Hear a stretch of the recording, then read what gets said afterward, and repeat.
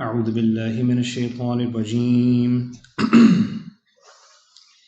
بسم الله الرحمن الرحيم الحمد لله رب العالمين صلى الله عليه وسلم. My dear respected elders and brothers, we praise Allah Tabaraka wa Ta'ala and thank Him for once again we sit for the tafsir for a short 10 minutes inshallah, and we will stay on course. They are taping this in YouTube, and I saw yesterday I finished 10 minutes on the dot, alhamdulillah. So 10 minutes, nothing more, inshallah. We try to do nothing less also, sometimes maybe less because the ilm runs out, but overtime sometimes. Also we waste time as well and we start talking about other things like now, a good example. So sometimes a little overtime, but inshallah we try not to take the overtime. Brothers are going to eat and things like this. Yesterday, we were speaking about the greatness of this surah and the fact that this is the afdal and best surah and most virtuous surah in the whole Quran. We proved it through a couple of points, inshallah, and that was talked about yesterday. Today, we start on Alhamdulillahi Rabbil Alameen, which the translation of it is, all praise is due to Allah Tabaraka wa Ta'ala. All praise is for Allah Subhanahu wa Ta'ala. Rabbil Alameen, the Lord of all the worlds. A very simple translation, and most of us know about it. In regards to the tafsir of this, and in regards to what it means, first of all, the introduction of Allah Tabaraka wa Ta'ala, and this first ayat is a sign of what's going to come, and a sign of the miracle of the Quran. Usually, when a person starts a book, the way books are started, and this is according to wisdom, all of the hukama and all of the wise people and the authors of the world always have an author's preface. Before a book starts, they will have an author's preface. And in that author's preface, the purpose of it, first of all, will be to give a khulasa and a summary of what is going to be in the book. Very short summary. And many a time they will talk about how the book came about and their experiences and why they wrote it and things like this.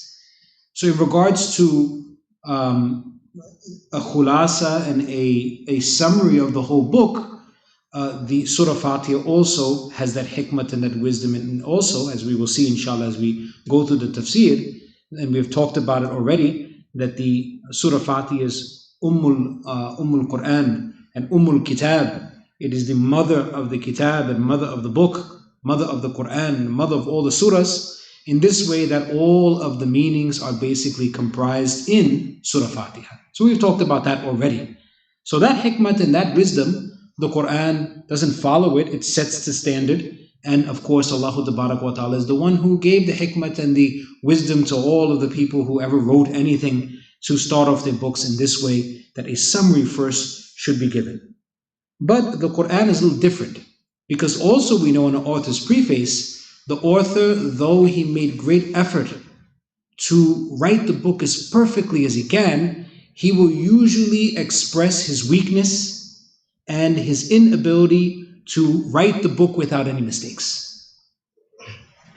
And hopefully he will be humble. Sometimes not all people who write, and some of the professors and people who have great knowledge, unfortunately, one of the bad effects of knowledge and ilm is that a person can get a little bit prideful, a little bit boasty. He knows a lot of stuff. If nobody knows anything, of course you're humble. You don't have any answers. You don't have anything to say. But when a person has some knowledge and has answers and is witty and is smart, so what happens is that a person could become boastful. So hopefully the author is not boastful. It's pretty hard to be boastful in your writing. In your speaking, it's very easy to.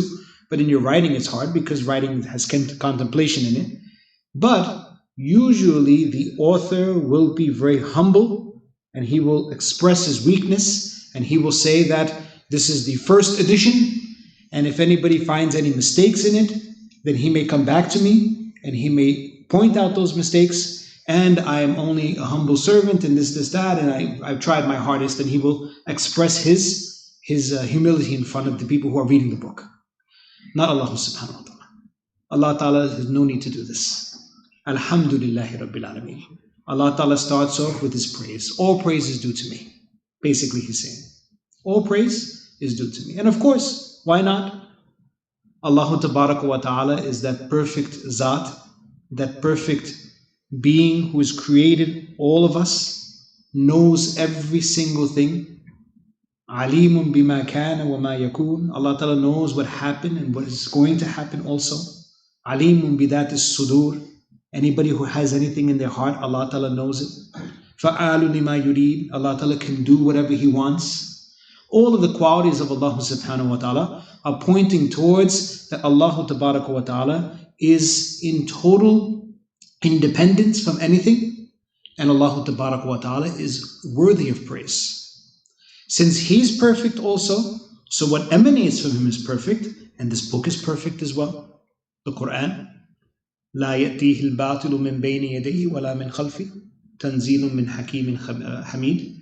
Allah Ta'ala says in the Quran that لا يأتيه الباطل, that falsehood cannot come in the front or the back of the Quran, meaning no way that batil and falsehood could sneak into this Quran and creep into it.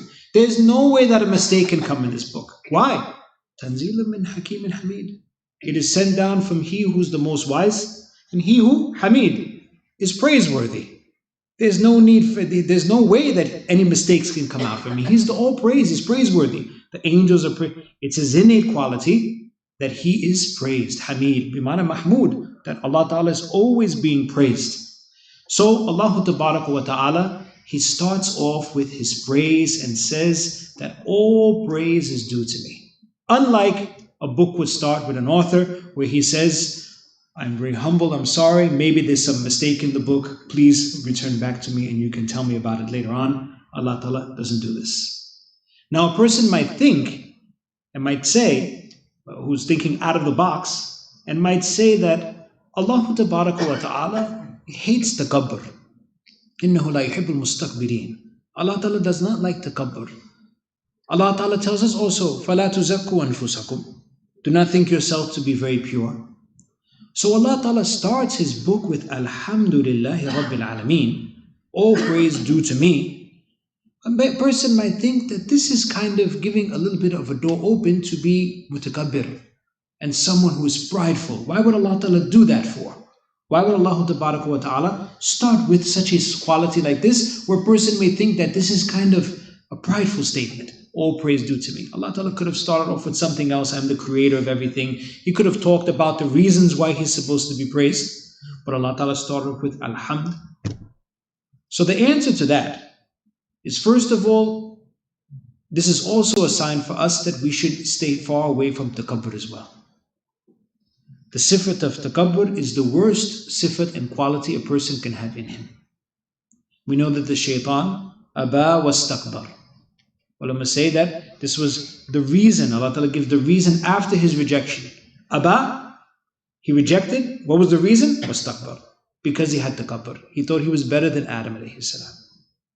Allah Ta'ala made him mal'oom and rajim to the day of Qiyamah. And after as well. Also we find that other people who have been created in this world, Allah Ta'ala speaks to them about that they have takabbur as well. For example, Qarun, mutafakun alayhi hadith of Nabi sallallahu alayhi wa sallam. بينما رجل يمشي, that there was a person, he was walking في حلة, in his clothes, and he was very, very, boasting and very, very showing off about himself. تعجب نفسه, تعجبه نفسه. He was very enamored and very honored with his own self, and he was walking with his head up. ورجل رأسه, walking with his head up, and يختال في مشيته, and walking prideful. Like today, these things are not fairy tales. Nabi Sallallahu talked about this so many years ago before him, that this person was around and walking like this, and that was Qarun, who had a lot of money and a lot of wealth and a lot of reasons to actually act like this. Somebody give you $2 million tomorrow, you see, you'll be a different person. A different person. Mikaeel, give Mikaeel $2 million, so next day you're going to see the Ilan, Muhammad Buzai is going to say, our tafsir program has been cancelled. I'm sorry. Unfortunately, we cannot find Mikaeel. Anyone has the key to the back room is locked. We cannot get inside the room also. He's gone. At least he had some reason to be. Now you go in the street and the person does not even have the money also, he's mutakabbir as well. Right? You go to the store and the person making minimum wage and you can't even buy something without them fighting with you. They're rude to you.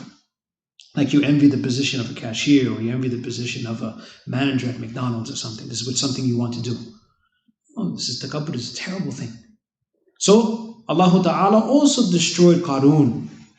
In the hadith it comes, the Nabi said, فَخَسَفَ اللَّهُ بِهِ. Allah Ta'ala, once he saw this takabbur, he sunk him down into the earth.